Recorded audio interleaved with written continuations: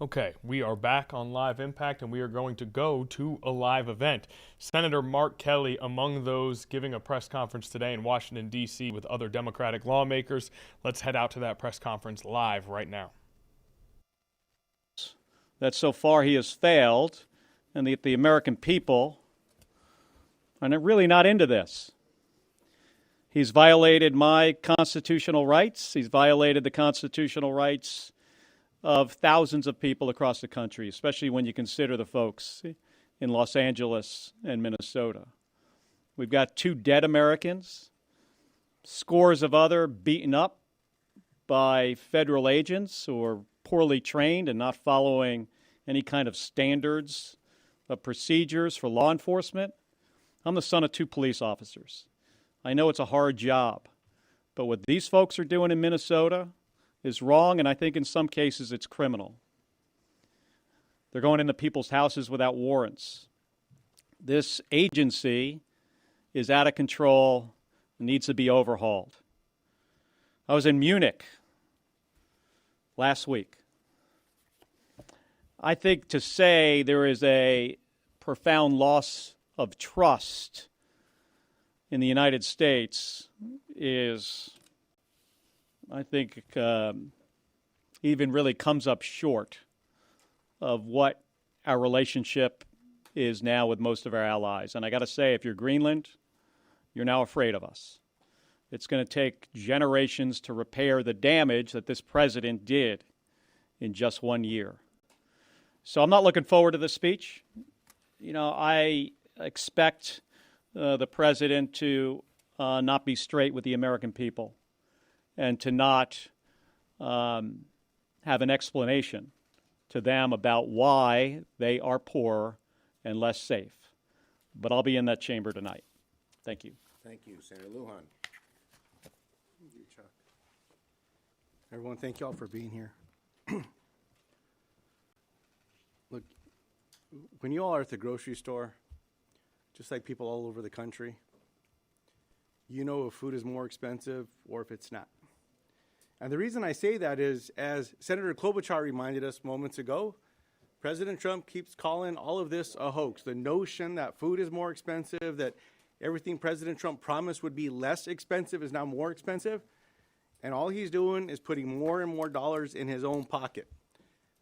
What Donald Trump's doing is just making life harder for each and every one of you, for each and every one of the people across America, for each and every one of us. His administration cut food assistance at a level that we've never even imagined could occur. Grocery prices remain high, forcing seniors, veterans, families, moms and dads, grandma, grandpas, and kids to simply pay more for less. All of this, well, we've heard time and time again, and we see it. All he's doing is finding ways to make himself richer. Take $1 from the American people, put it in his pocket. That's all he cares about. As every one of my colleagues has reminded us here today, as well as Leader Schumer, look, it just comes down to this. Costs, chaos, and corruption, one after another. Pick an issue. Pick a day. Pick an hour of the day. I mean, heck, even pick a time of the day when the president can't sleep and decides to go to social media and tell the American people how he's lining his own pockets, how he's creating more chaos, and he's not shy about the corruption. He just says he's going to do it. One lie after another. And that's what we're going to hear tonight. One lie after another from this president to the American people. He's going to tell them how handsome he is, how nice his hair looks.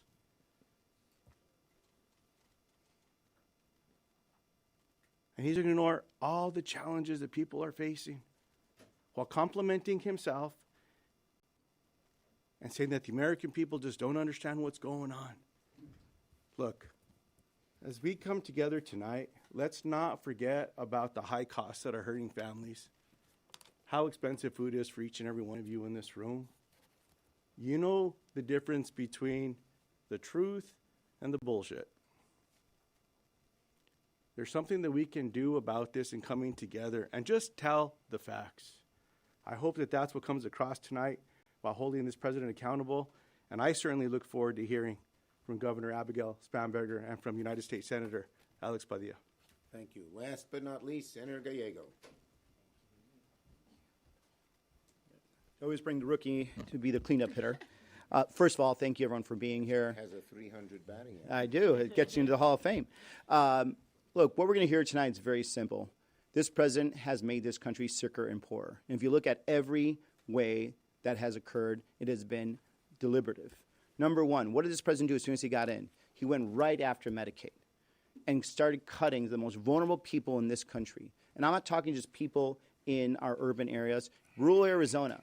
I traveled rural Arizona. I was talking to some of our hospital systems that are worried about how they're going to keep their systems open because they know now that this administration has abandoned them, and they're going to have to make some really hard decisions. Will they keep their OB ward open? Will they keep their X-ray machines open? Will they have to shut down their emergency room? Why? Because this president wanted to make sure they had enough money to give the richest of the richest a tax cut. And what was left over to that, they used to supercharge this massive, massive deportation policy that is racially profiling people, pulling over Americans, violating their Fourth Amendment rights, and killing Americans in the streets. That is what this president started with. And let's move on forward there. How much sicker can you get? When we all had an agreement, we all said, yes, healthcare costs are expensive. We all understand that things can be better. But the last thing we should do is pull the rug out from millions of Americans that rely on these healthcare subsidies. And now we have millions of Americans that are making a hard choice between, shall I buy health insurance for my family, or shall I just risk it and keep going? That president and these Republicans made that choice. There are millions of Americans right now that are suffering. Either they're having to pay more and now they're poorer, or they're not getting health insurance and now they're sicker. That was a decision by this administration. And every day they're making a decision that makes things harder and harder. We all talk about grocery prices. Let me tell you about grocery prices. I have 3 kids, all under the age of 10. I have to feed those kids, and it is expensive. Thank God I get a good salary, but I cannot imagine how someone like my mom, raising 4 kids on her own, can deal with these grocery prices every day.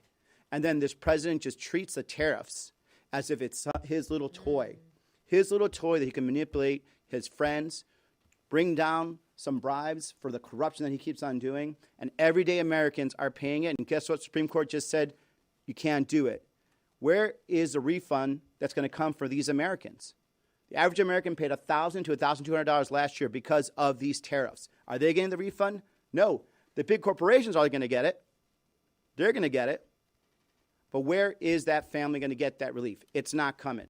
It's not coming because this president does not care about working class people at all. And he is going to continue to make us sicker and poorer. And that's just what you're going to hear tonight. Thank you. His batting average just went up higher. Slugging percentage. Slugging.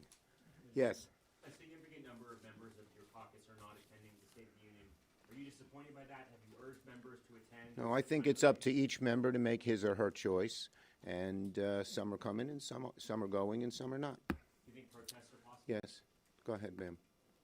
So you said you're not going to negotiate in public on the DHS funding situation. If the president does bring up that during the speech tonight, will that change your calculations? Well, it depends what he says. I mean, so far, they have not budged on the key issues like masks, like warrants, like oversight from state authorities. It depends what he says. So far, we've heard crickets from them. Nothing. They're not negotiating. They're just trying to pass paper back and forth with no real changes. Yes. Mr. Schumer, I understand you're meeting this afternoon with Secretary Rubio. Yes. To discuss Iran. What questions are you going to ask, and what message do you have? Well, first and foremost, if they want to do something in Iran, and who the hell knows what it is, they should make it public and discuss it with the public and not keep it in secret.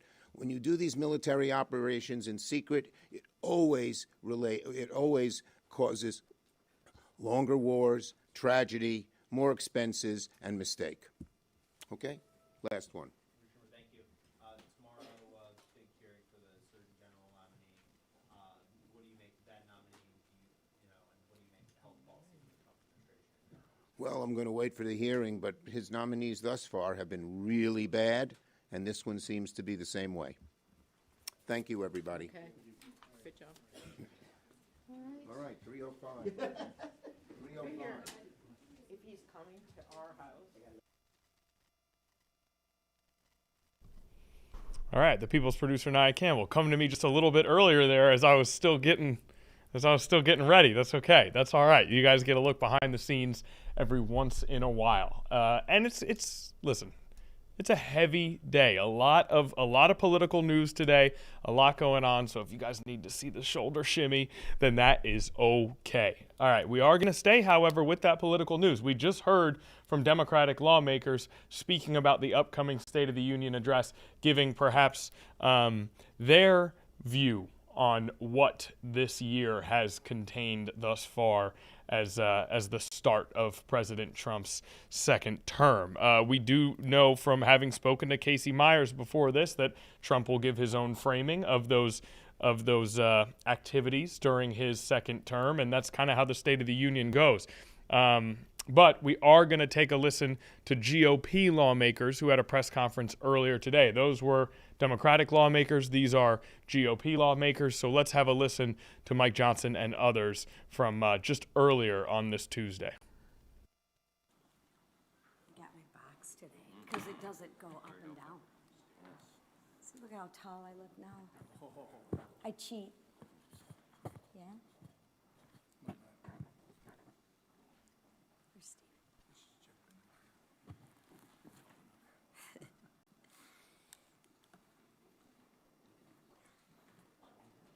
Well, good morning, everybody.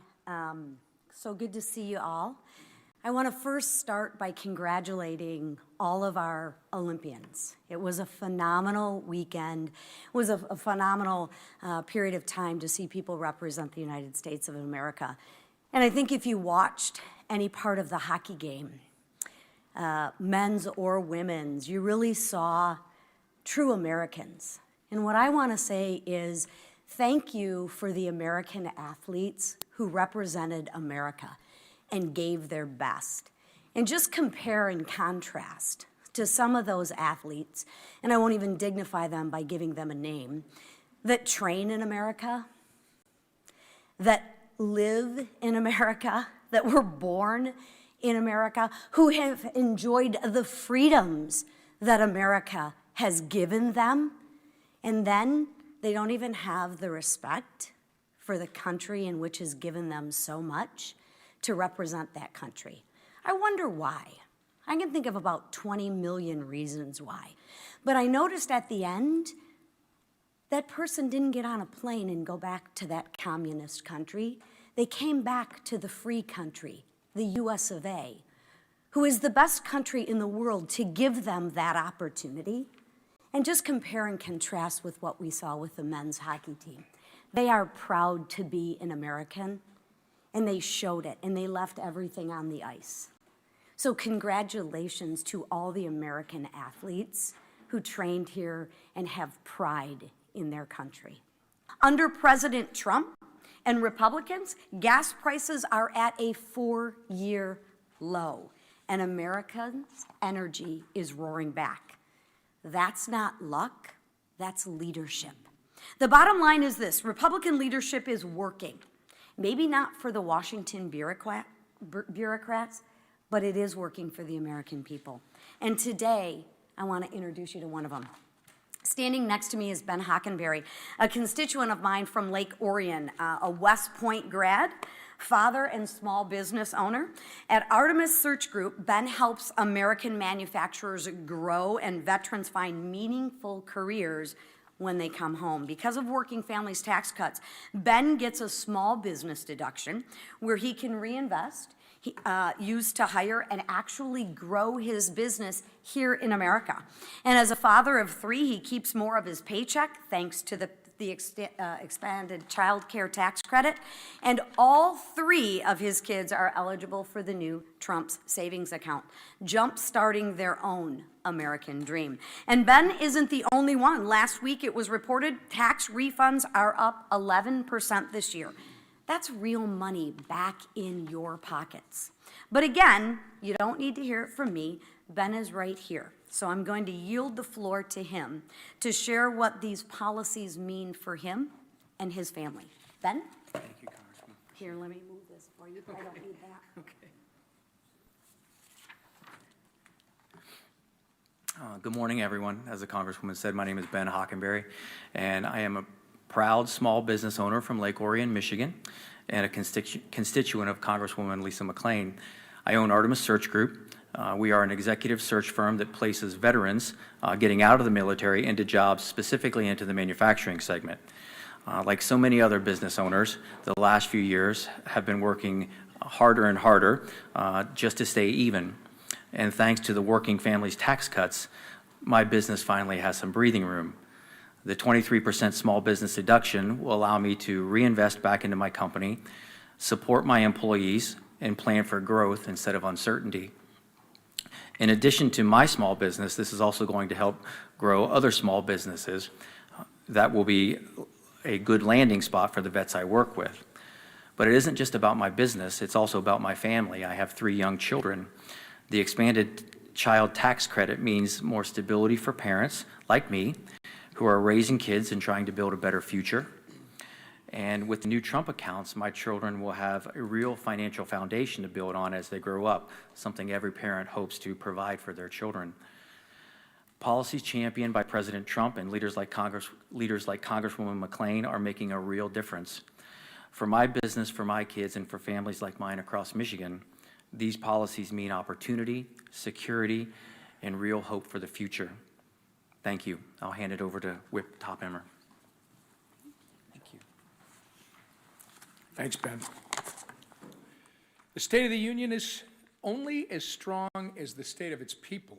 And under President Trump and Republican majorities in Congress, the American people are stronger than ever. Stronger because President Trump and Republicans have secured the border, restored safety to our communities, slashed wasteful government spending, and held fraudsters accountable, and delivered historic tax relief to hardworking Americans through the Working Families tax cut. As the 2026 tax season begins to unfold, we're hearing more and more about how this once-in-a-generation piece of legislation is benefiting Americans from every walk of life. Families are keeping more of their hard-earned money in their pockets. We're talking refunds increased by $1,000 or more on average, according to financial experts. To highlight just how impactful these tax cuts are, I'm honored to be welcoming 2 Minnesotans to the Capitol today for President Trump's State of the Union address. I want to thank Blaine Police Chief Brian Padani for joining us here this morning, standing behind me. For Chief Padani and the police force he oversees, no tax on overtime is a game changer. Not only will this provision allow our men and women in blue to keep more of their hard-earned dollars in their pockets, it's also going to help Chief Padani with recruitment and retention, making our communities stronger and safer. Blaine Brothers Board Chairman Dean Daly will also be joining us later today to highlight how provisions like the 100% immediate full expensing are allowing small, family-owned businesses like Blaine Brothers to grow. The benefits of this once-in-a-generation tax bill reach far and wide. While monumental in its impact, tax relief is only part of President Trump's successful economic agenda. The president inherited an utterly broken economy and has spent the past 13 months putting the train back on the tracks. Inflation continues to cool, as Lisa talked about. Wages are up. Prices at the gas pump are down to record lows. By nearly every measure, Republicans' economic agenda has delivered real financial freedom for the American people. Freedom to buy a home, freedom to start a business, freedom to grow your family, freedom to pursue the happiness our nation's founders recognized as a God-given right. And it's only been 13 months. Thanks to President Trump, the State of the Union is strong and getting even stronger. Again, I want to thank Chief Padani and Mr. Daly for making the trek to Washington, even in what some would call inclement weather. Not really for us from Minnesota, or Michigan, by the way. These 2 leaders from the largest city in my district represent the best of Minnesota and put on full display how real Americans are benefiting from Republican leadership here in Washington. With that, speaking of leadership, I turn it over to our majority leader, Steve Scalise. All right, as Steve Scalise takes the podium on that pre-recorded sound with GOP leaders, Hakeem Jeffries has taken the podium live in Washington, D.C., the House Minority Leader. Let's go live and listen in on what Jeffries has to say. Reluctant to do it, but the American people have abandoned them, even on immigration enforcement, where Donald Trump's public approval ratings are way underwater on an issue that he thought was his signature issue. That's gone, just like the rest of his presidency. With regard to Iran, is there anything you anticipate that you could hear that would allow the Democrats to support military action in Iran? The American people are of the view, first of all, let's be clear about Iran. There was a military strike executed by Donald Trump last year. We were told that the nuclear program in Iran had been completely and totally obliterated. Not my words, Donald Trump's words. And so now we're to believe that there's an exigent circumstance where Donald Trump may need to strike militarily in order to prevent Iran, presumably, from achieving its nuclear ambitions. Wait, what happened to Iran's nuclear program being completely and totally obliterated? Donald Trump's words, not our words. Clearly, he was lying to the American people, or he's lying right now. And so there's nothing that he can say to the American people that will have any degree of credibility at this point in time. I'm interested, and I'll listen to what members of his administration are going to say at this secure briefing. But I also plan to press them on the claim that Donald Trump himself made about the Iranian nuclear program and what the great urgency is right now that you've assembled an armada, potentially dragging America into another failed, foreign, forever war that is doomed to hurt the American people, not help us. Thank you, everyone.